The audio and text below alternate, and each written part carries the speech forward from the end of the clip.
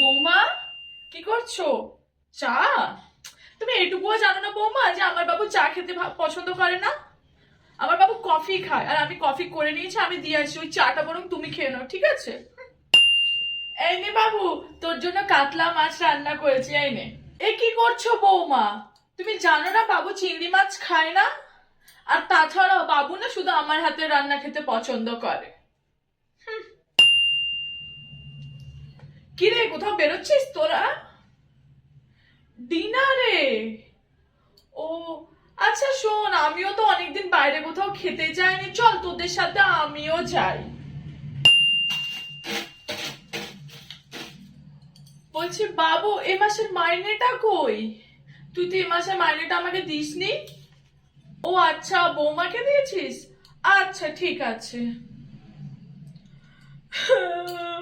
তুমি দেখলে আমার বাবুটা এখন আমার থেকে দূরে হয়ে যাচ্ছে, ওই মেয়েটা এসে আমার বাবুটাকে আমার থেকে দূরে করে দিচ্ছে।